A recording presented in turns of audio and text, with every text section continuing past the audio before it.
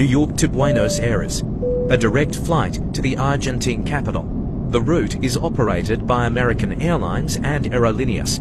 The distance between to airport New York and Buenos Aires is 5,282 miles, 8,500 kilometers, and flight duration is 10 hours 30 minutes.